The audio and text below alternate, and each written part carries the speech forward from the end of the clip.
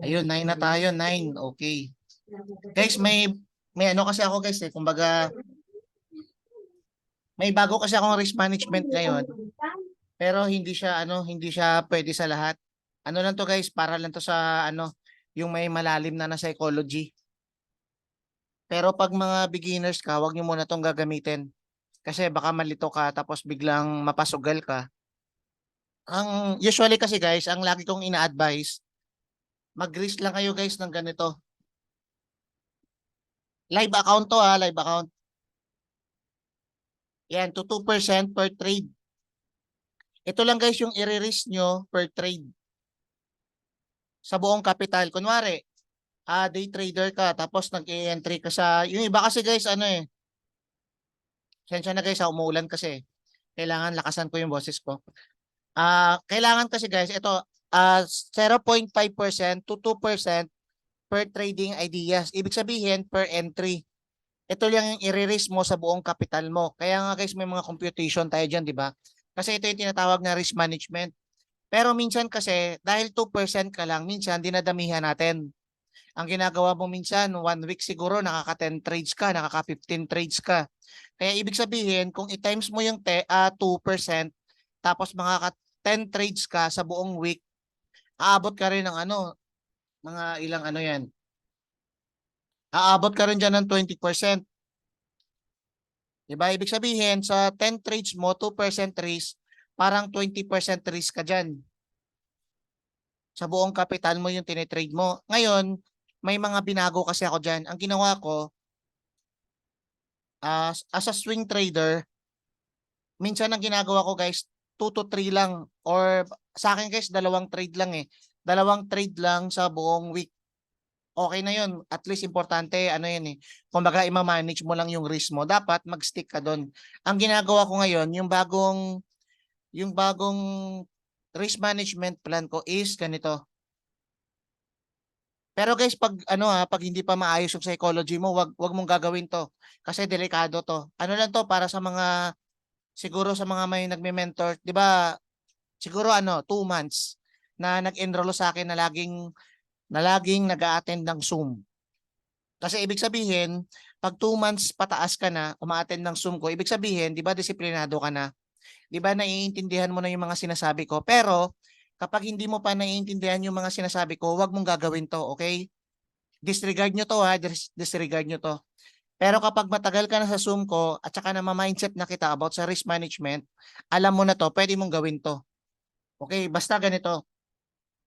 Pag gumawa ka ng plan, siguro mga lang, siguro magsasabi ka sa plan mo na ngayong week, ngayong week na to, for 5 days, ang iti-trade ko dalawa lang or tatlo. Tapos ano ka na, kumbaga stick ka na doon. Stick ka na doon ha. Pag sinabi mong ganun, isulat mo yon. Gawa ka ng game plan. Isulat mo talaga yun ha. Ilagay mo sa bulletin board, saan dyan. Basta lang ilagay mo nakikita yung may reminders o ilagay mo sa cellphone mo. Tapos pa-alarm ka. Pag dalawang trades lang yung gagawin mo, pwede kang mag-risk doon ng 5% sa buong capital mo per trade. Ganyan lang. Kaya for example, ito, kunwari nag-trade ka ngayon, nag-sell ka dito, pwede ka mag-risk ng 5% ng buong capital mo. Basta make sure, ito na lang para bonus na lang din, para kung hindi ka pa marunong masyado sa mga key level, pwede mong ipag-base yung mga binibigay kong trading ideas. Yung mga setup natin na 'di ba nagsasabi ako lagi sa GC na guys, ito yung trading ideas natin. Yan, dito possible ako mag-sell. Basta setup pala, sorry. Yung mga pinapasa kong setup, pwede ka mag-base doon. Pili ka lang doon guys kung nagpasa ako ng 5 setup, pili ka doon ng pinaka the best na entry na hinahanap mo. Kung tatlo kung dalawang trades lang yung hinahanap mo this week, dalawa lang yung hanapin mo doon. After nun, makadalawang trades ka, nag 5%, 5% ka na, alis ka na sa market. Kunwari, ngayong maganda yung setup, isang trades lang, okay na yun. Dalawa, hanggang ganun lang. Basta hanggang dalawa ka lang. Kung ginilagay mo tatlo, tatlo lang. Basta ganun lang guys, hanggang 2 to 3 lang na position pag nag 5% ka. Kung gusto mo mag 3%, pwede siguro apat na position. Yan. Ang importante kasi dito guys, yung inaayos natin yung risk natin per week. Magkano ba yung maximum na pwede mong italo? Italo sa market ngayong week. Yung kaya mo lang mawala. Alam mo yung tipong kahit mahit yung stop loss mo, yung hindi siya makakapekto sa trading strategy mo. Kasi dito guys, ang pinaka-importante dito yung mindset eh. Yan. Kunwari, pag natalo ka, maapektuhan ba yung trading psychology mo? Kasi pag naapektuhan yung trading psychology mo, lagot ka nun. Masusunog ka talaga nun, promise. Eto guys, after nito, basta clear na yun i-record nyo lang. Sa akin kasi ang ginagawa ko ngayon, 2 trades lang. 2 trades a week, tapos 5%, 5%. Sa isang kapital ko to. Pero sa ibang kapital, 2%, 2% lang ako. Siguro maximum ko doon 4 or 5. 2%, 2% lang. Yun, ayun guys, kumbaga at least may mga pagbabasihan kayo about risk management. Okay, huwag kayong mag pa 5% kung maramihan ka tumaya. Kung kunwari dito, naaakit ka, kunwari dito ay parang gusto ko magbaya. Tapos dito gusto ko magsela, dito gusto ko magsela, dito gusto ko magbaya. Kung ganun pa yung mindset nyo, huwag nyo gagawin yung 5% risk. Okay, siguro pwede siguro 1%. 1% risk lang kung ano ka, kung hindi mo pa mapigilan yung sarili mo kasi newbies ka pa lang. Kasi guys, promise, pag mga below 1 year to 2 years ka pa lang, newbies pa yung tawag ko doon. Okay, kumbaga ano pa yan, mabilis ka pang matempt. Okay, pakitaan ka lang ng market ng ganitong candle, sasabihin mo magsisell ka na. Pakitaan ka lang ng market ng ganito, magbabay ka na. 'Di ba? Kumbaga yung kamay mo kating-kati pa mag-position. Kaya kung ganyan pa yung mindset mo, 1% risk ka na lang. Okay? 1% lang. Kung maramihan ka talaga, pero mali yan mali yan. Mas maganda kasi ngayong week, ang pinaka the best na advice ko talaga, every week mag-set ka lagi ng plan. Tapos i-remind mo lagi sarili mo, dapat 2 trades lang ako, dapat 3 trades lang ako, pero solid. Ngayon, nagbigay si coach ng trading ideas, ng setup, mamimili lang ako doon kung saan yung may magandang breakout. Katulad nito, ito, pakita ko sa inyo, ito yung example. 'Di ba nagbigay ako ng backread ko sa GC. Backread ko lang para at least live kasi to, para at least magets nyo talaga lahat. Pag bago ka pa, hindi nyo pa ito maintindihan, disregard nyo muna to. Ito yung sinabi ko nung Friday pa lang, at saka Sunday. Ito yung sinabi ko, saan ba sa GC? Nagbigay ako ng trading ideas eh. Ito. Wait lang Ito, USD CAD buy setup, Euro GBP buy setup, Gold sell setup, GBP pound, GBP AUD buy setup, tapos na to. Yung GBP AUD tapos na to. Euro CAD sell setup, USD CHF sell setup. Ito ipasa ko sa GC sige, wag na pala mention ko na lang. Kasi baka yung iba kasi invalid na to, kumbaga tapos na. Baka balikan. Okay, balikan natin ngayon na isa-isa kung anong nangyayari sa mga pinagpapasa ko sa GC. Okay, tingnan natin. Sana yun? Wait lang. Kung kamusta ba yung mga pinagpapasa ni coach? Okay. Unahin natin yung USD CAD. Buy setup. Okay, saan yung buy? Guys, lumipad ba? Yan, lumipad. Pero hindi na ako diyan nag-entry kasi napapangitan ako sa ibang W yung hinahanap ko eh. Basta solid kasi na W yung hinahanap ko. Alam niyo naman yun, di ba? Ito kasi hindi masyadong clear na W at saka hindi siya pasok sa trading plan ko. Pero yung lagi kong sinasabi, 60% to 70%. Pag sinabi kong set up pa lang, malaki yung chance na manalo ka talaga. Kahit entryhan mo yan na walang confirmation. Pero kung gusto mo talaga ng mataas yung na confident ka, kailangan mag-antay ka ng confirmation na hinahanap natin. Kung hindi yan lumabas, walang panghihinayang. Win or lose, hindi ka magte-trade. Kasi hindi siya lumabas eh. Pero syempre, 60% pasok pa rin. Ito, lumipad, pasok na to. 'Di ba? Tumama, 'di ba? Euro GBP buy setup. Next, buy setup. O guys, lumipad, 'di ba? Ito, actually, ito yung nagpa-FOMO sa akin eh. Ito. Ito yung nagpa-FOMO sa akin kasi ito yung hinahanap ko. Yan, ito. Ito sana yung ma-break eh. Sana sa akin dito, kahit dalawang candle ma-break to, yan, mag-entry sana ako dyan. Kaso binigyan ako ng mga ano, okay naman siya kasi valid, kasi ito guys, so, itong setup na kasi, to guys, kumbaga ano to, key level kasi to, 60%, 70%, lilipad talaga yan. Gusto ko lang kasi lagi ng confirmation. Gusto ko sa 80% to 90%. Ako to ha, sa'yo depende sa'yo, may choice kayo. Kaya hindi pwedeng sundan nyo ako lagi. Basta may choice. Pero ang importante kasi dito, mataas kasi yung winning rate talaga natin. Kahit walang confirmation.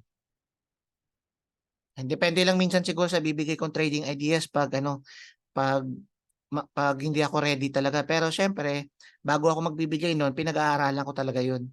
Minsan syempre may mga tao din tayo, may time na out of 100%, syempre may magkakamali ka diyan minsan. Hindi naman wala namang 100% eh. Okay, gold, sell setup. Ayan, 'di ba? Nakita niyo na 'yan. Nakita niyo to last time. Ito dapat kaso hindi ko lang nag-entry kasi kinulang ng isa. Ayan oh, nandito 'yan. Tapos ito yung sinasabi ko doon last time na setup natin, na pasok sa criteria natin 'yan. Ayan oh, 'pag may nakita kayong ganitong setup, continuation pattern 'yan. Ito yung entry diyan. Sabi ko 'pag may nakita kong M dito, dito banda M na valid ano, magi-entry ako. Kaso dito, binigyan ako ng M. Ito binigyan ako. 'Yan, gumanyan siya. Okay, valid. Pero pagdating dito, tatlong candles kasi gusto ko sana dalawa lang. At least one or two candles. Yung ma-break niya to, ito oh, yan. Pero syempre, sell setup pa rin tayo dyan, panalo pa rin. Kunwari, hindi ka nag-antay ng ano dyan, nag-sell setup ka, okay pa rin. Di ba bumagsak? Yan, okay. GBP AUD. Yan, dito ako nag 5%. Dito ako nag 5%. Una, buy setup to ha. Ito, buy setup. Dito nag-entry tayo sa green line. Yan. Kaso ang nangyari, dapat guys, ito yung TP natin. Ito yung TP. Kaya minsan guys, may mga time na wag niyo akong gagayahin. Kasi alam ko kasi yung ginagawa ko. Pero kung gagayahin niyo ako, basta make sure lang na wala kayong regrets. Okay? Kumbaga maayos na yung mindset niyo. Sa akin kasi, ang ginagawa ko, last time lang, sabi ko, ano to, magpo-pull back talaga to. Ito yung ginawa ko ha, wag niyo na lang to gagayahin. Mas maganda stick na lang kayo sa plan. Kasi may mga ibang exhibition ako minsan eh. Na ano, pasaway din kasi ako minsan. Ang ginagawa ko, kumbaga sa sobrang dami mong alam, minsan tama naman. Ito kasi ginawa ko, nag-entry kasi ako dito ng buy, dito mismo sa green box. Ito yung stop loss ko diyan. Yan. Tapos take profit ko dito. Okay, ang ginawa ko, tanggalin ko muna to. Ang ginawa ko, pagdating dito ng price, ganito ha, nandito yung price. 1:5 na. Sabi ko, magpo-pullback to. Sabi ko, hindi ako convinced eh. Sabi ko, magpo-pullback talaga to. Wala pa to ah.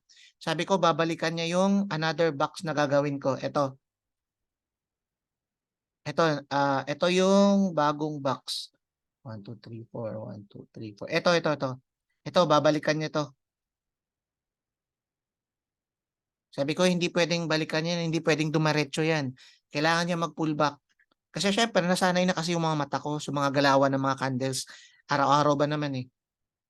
Kaya ang nangyari, sabi ko, dito, okay, sabi ko, dito banda, sa blue box na to, magi-entry ako para at least yung income ko magta times 2. Dodoble. Pag manalo ako ng 400, magiging $800. Dito sa box, basta dito. Magi-entry ako diyan. Sabi ko nga sa gitna eh. Yan, tapos stop loss ko dito na lang. Dito na lang below. Ito, dito. Tapos ipapasok ko to ulit. Yun na, ang nangyari, yun. Hindi ako nakaano. Kasi dapat dito, nakita ko na to eh.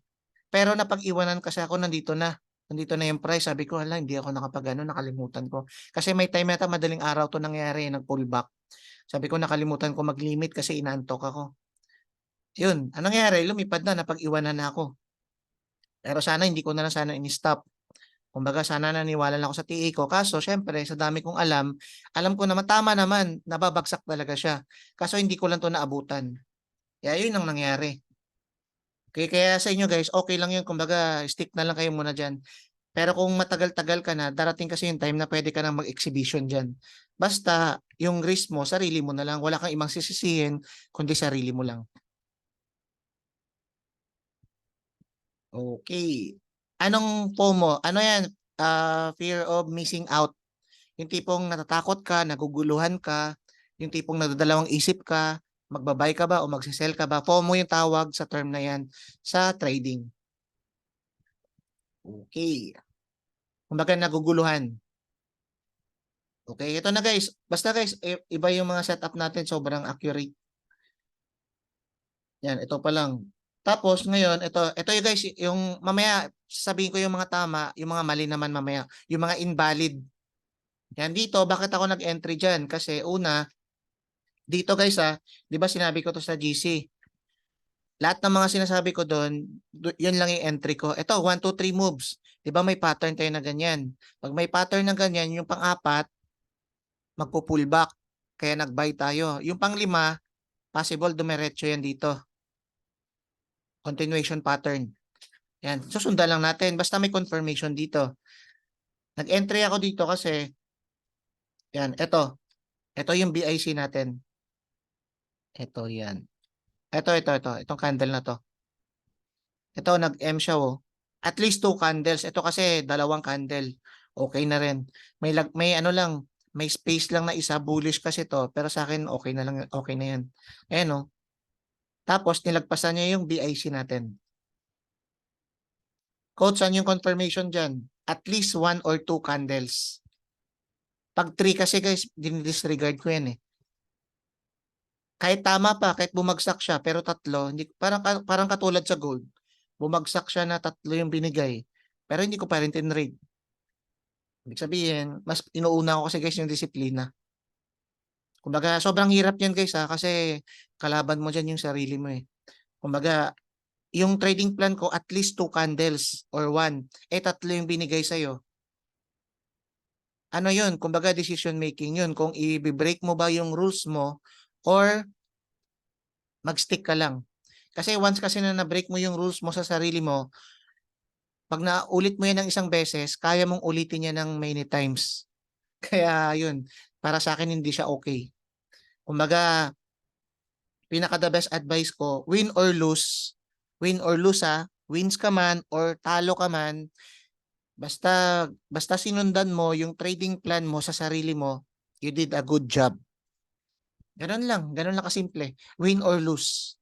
Ang importante kasi dito guys, long term to long term. Parang ganito, mamili ka, negative negative 50 ka or positive 50. Pero hindi mo sinundan yung trading plan mo. Kumbaga panalo ka pero hindi mo sinundan yung trading plan mo. Nanalo ka nga. Pero ang ending nun, mali pa rin yung ginawa mo kasi hindi mo sinundan yung trading plan mo. Sa susunod na araw, baka mas malaki pa yung matatalo sa'yo. Okay, ganun yun guys.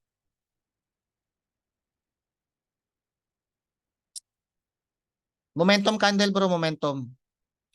Yan, momentum candle. Okay. Hindi ka mag-entry bro hindi ka, at least 2 candles na magbe-break. Basta mga malalaking candles, okay. Basta mag-break lang. Basta 2 candles. Yan. Pero kung magbe-break siya, na katulad nito, kunwari, send tayo mga example dito.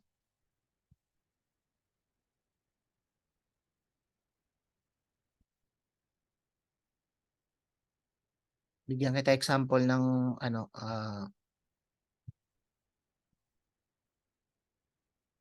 yung pinakaaya ko talaga tingnan yung ano.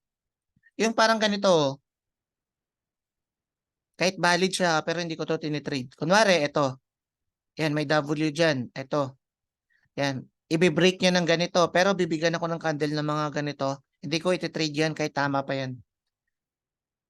Okay, basta may setup lagi. Okay. Ito guys, dito na tayo, proceed na tayo sa ano sa topic natin ngayon, invalid. Coach, paano ba na invalid yung mga setup natin? Ito guys, ito yung mali ko kahapon. Na-FOMO ako diyan eh.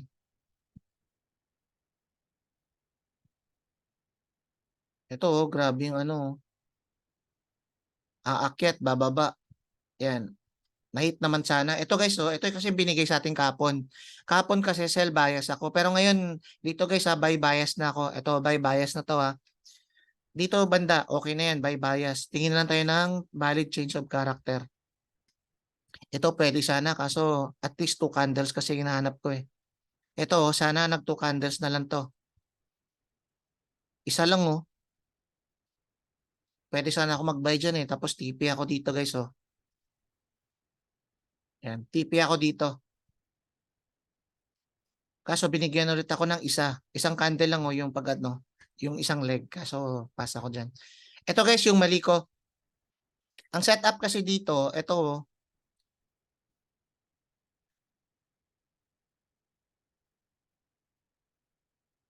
1, 2, 3. Ito yung nakikita kong setup kasi dyan eh. Ito oh, yan. Yung ganyan setup, continuation pattern kasi yan to the downside. Ito guys, oh, yan ganyan. Ganyan setup guys ha. Continuation yan to the downside. Tingnan nyo. Pag may nakita kayo na pag ganun-ganon, yung pa-slide, yung pataas siya, yan. Yung mga ganyan. Tapos, ito naman, rising wedge naman to. Ito naman, yung pag ganon-ganon, yan, falling naman yan. Ito yung magiging itsura niyan. Ito, yan. Wait lang. Ito yung itsura niya, no? Continuation pattern kasi yan. Yan, ito yung itsura niya. Tapos ito naman, ito yung itsura niya. Yan. Ito, mostly, gumaganito yan. Ang ano niyan, ang target nito, ito lagi. Ito yung target niya lagi, ito. At least malagpasan niya lang or yan mismo. Tsaka ito naman, falling channel naman, ito lagi yung target niya. Or pwede mong ganyanin. Pwede mong ganyanin, yung katulad sa ginagawa ko. Tapos kukunin ko to, and then igaganito ko. Yan. Ito yung target. Pwedeng ito or ito. Okay, ito kasi guys, sell setup. Ito yung mali ko kahapon. Ewan ko ba bakit ako nag-buy. Wala parang ano yung alam mo tipo parang na brainwash ka. Tapos late ko na nalaman, oo nga no, bakit kaya ako nag-buy? Sell yung setup namin dito. Bakit ako nag-buy? Ayun. Ito guys, so kasi ang nangyari, meron kasing ano dito. Ah, ito kasi meron ditong resistance. Ito resistance to resistance. Yan. Tapos meron diyan imbalance. Ito imbalance nakita nyo yan. Tapos tingnan nyo to, yung pag-breakout nyo.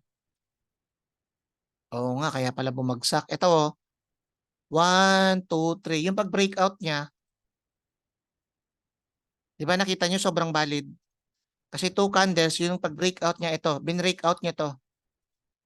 Hindi lang nababalikan pala to. Ito itong BIC natin, yan, ito. Wait lang. Ayusin ko ulit, wait lang. Sa 1 hour time frame, merong valid breakout dito. Ito yung BIC niya. Pag bago ka, hindi mo talaga magigets to. Kaya, ano lang, kinig ka lang muna. Ano lang, wag mo na kayo magtanong sa mga bago kasi hindi talaga magigets to. Ang pinaka-basic doon, panoorin niyo muna lahat ng videos. Or kinig-kinig lang muna, yun. Kasi advanced na to eh. Yan. Ito guys, ang tawag dito, BIC natin. Tingnan nyo, valid breakout Ito yung nag-break na candles. May nakabalik na ba? Hindi pa siya nababalikan. Kaya dito, binalikan lang. Sumakto din sa continuation pattern natin. Ito Alam ko may event yata kahapon dyan eh. Kaya guys, tignan nyo, di ba yung setup natin lagi, pag may events, basta may setup, automatic, yung events mismo, kahit ano pang pangalan ng events, sumasabay lang sa setup natin. Market structure. Ganun pa rin yan, kahit may gera man dyan sa sa ibang lugar, kung ano may nangyari dyan, kumbaga hindi ko na pinapansin yan. Ang focus natin yung setup kasi kusa ng susunod dyan yung price.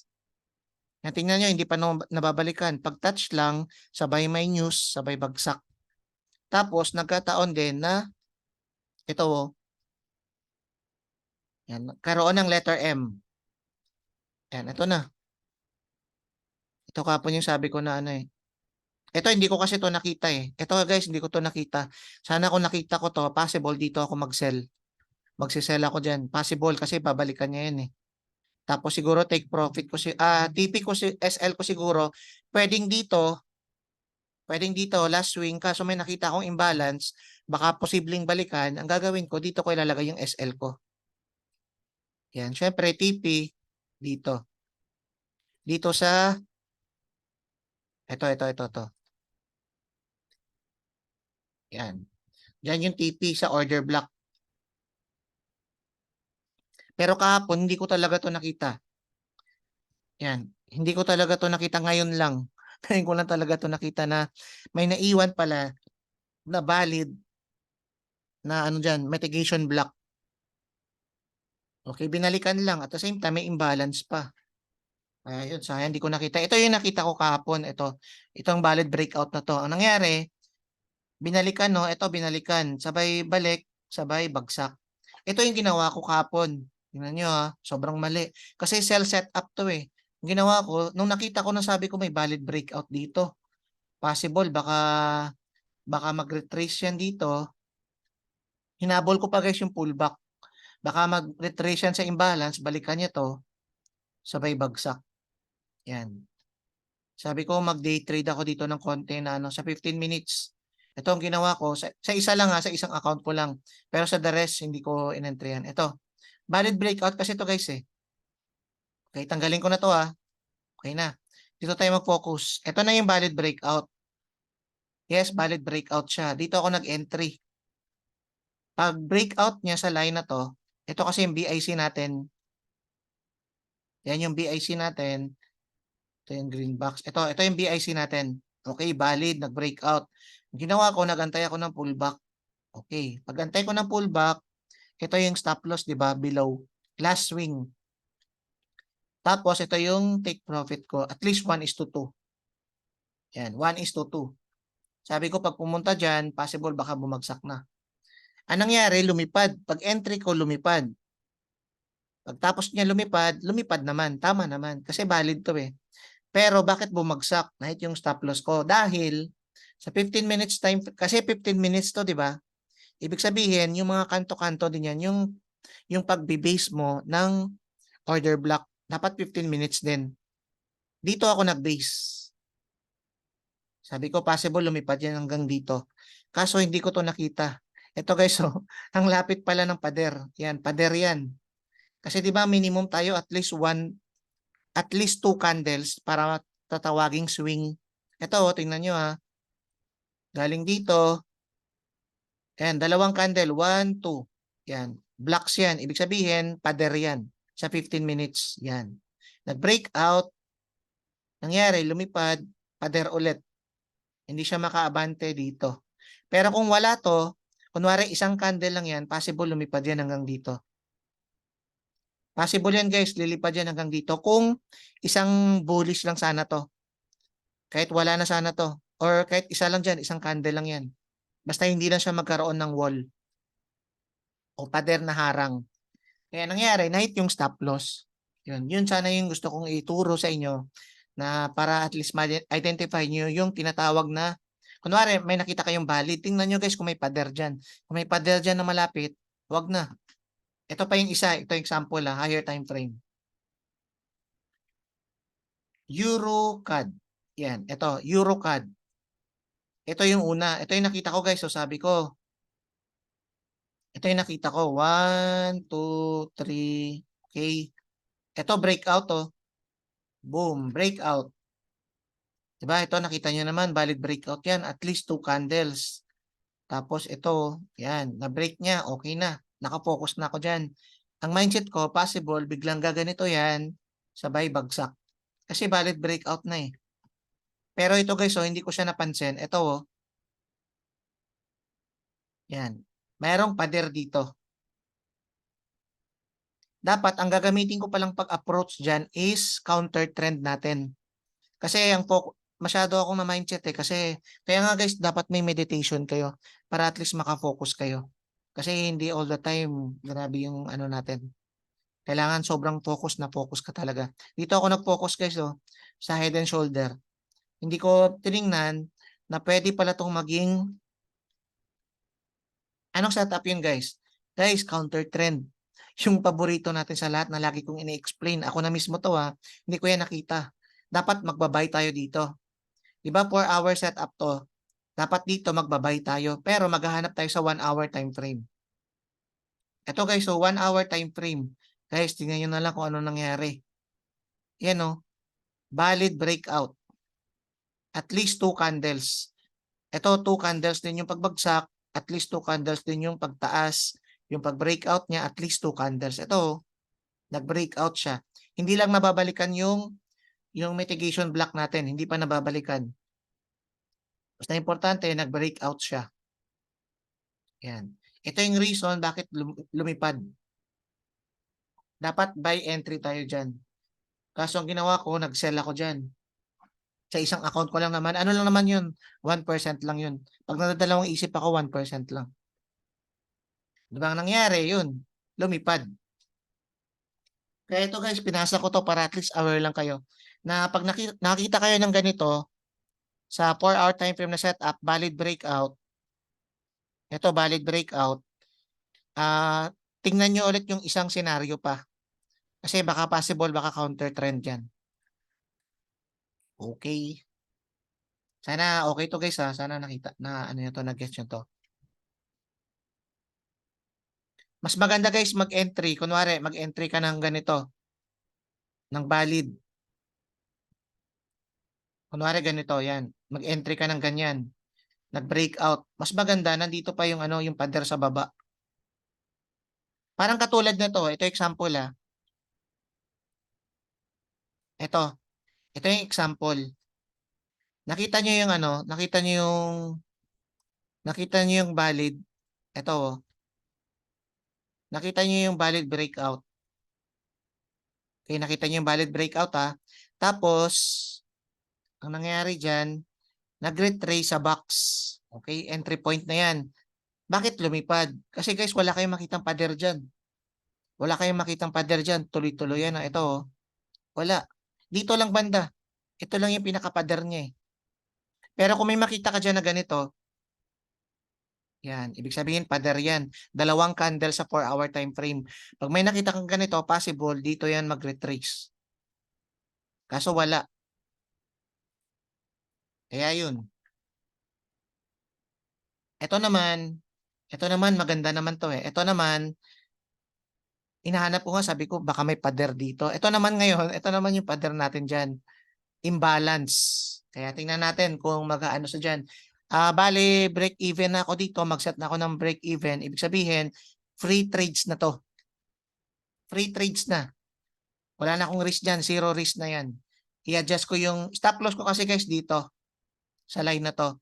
Ang gagawin ko, kung saan ako nag-entry, ito yung entry point eh. Dito. Ilalagay ko na, bahala na kung ano dyan. Basta free trades na ako dyan. Okay. Ito kasi guys yung nakikita kong pader dito. Ito yung blue line. Yan yung pader na nakikita ko dyan. Or, wait lang, nag-iisip ako ah. Kasi baka maging pader to eh. Ito guys oh. Ito baka maging pader to eh. Bigla mag-bounce eh.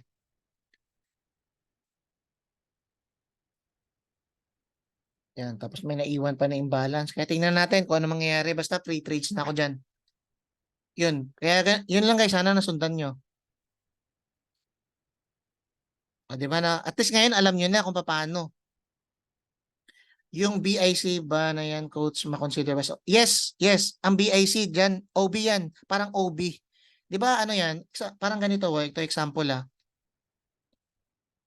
Ulitin ko na lang ulit. Di ba nakita nyo to? Di ba nakita nyo yan, yan. Ito, BIC natin to. Ibig sabihin, green box na yan. Pag may nakita kayong pinapasa ko na green box, ibig sabihin, good for entry sa ganyang ano, ganyang lugar. Anytime na magta-touch yan sa green line, sa BIC natin, pwedeng dito, pwedeng dyan, pwede na yan lumipad. Pwedeng dito sa gitna, pwede na yan lumipad. Pag pumunta dito, pwede pa yang lumipad. Basta anything na nakikita mo sa box. Kaya ang panigurado diyan, pag dito pala mag-i-entry ka na. O yung iba naman, coach, maglulong ako sa gitna. Kaya sa gitna, yun yung plano mo. Eh kaso dito pa lang nag-retrace na, dapat wala kang panghihinayang nun. Okay? Kasi emotion yan eh. Kumbaga yung plano mo sa gitna, kasi anytime naman pwede siya mag-retrace dyan eh. Kasi gusto mo sa baba, sa gitna, kasi mas malaki yung magiging profit mo pag sa baba, di ba? Kaso, ang plano mo hindi gumana. Dito pa lang nag-retrace na, pero tama yung analysis mo. Tama naman lahat. Kaso, hindi lang na-triggered. Ang sagot doon, move on ka kagad. Kasi emotions yan. Kumbaga, panalo ka sana, naging bato pa. Yan. Ang question doon, yun na, doon na papasok yung psychology. Yan, doon na papasok yung psychology. Anong magiging emosyon mo sa nangyaring situation sa iyo ngayon?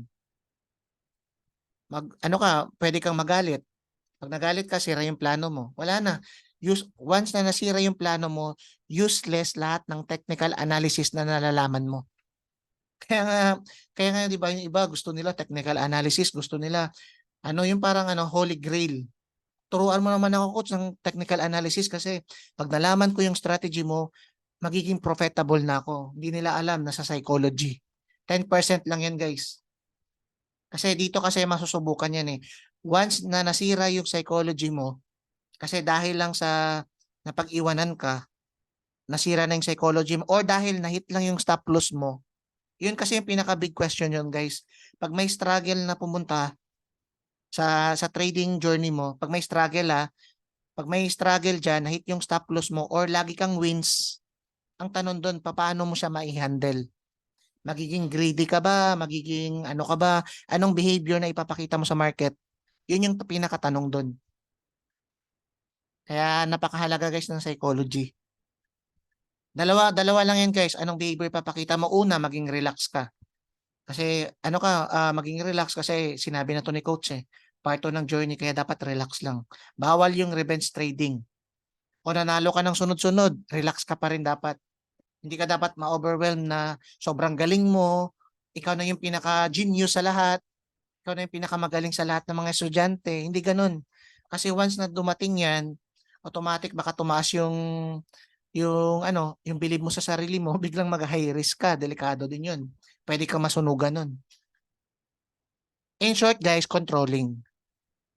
Paano mo makokontrol yung sarili mo during the time na panalo ka at saka talo ka. Ganun lang yan. Pag na-control mo yan, yun. Ako guys, yun yung ginagawa ko lagi. Hindi yan 100%. Sobrang hirap yan maging 100%. Kaya as much as possible, kailangan mo yan makontrol.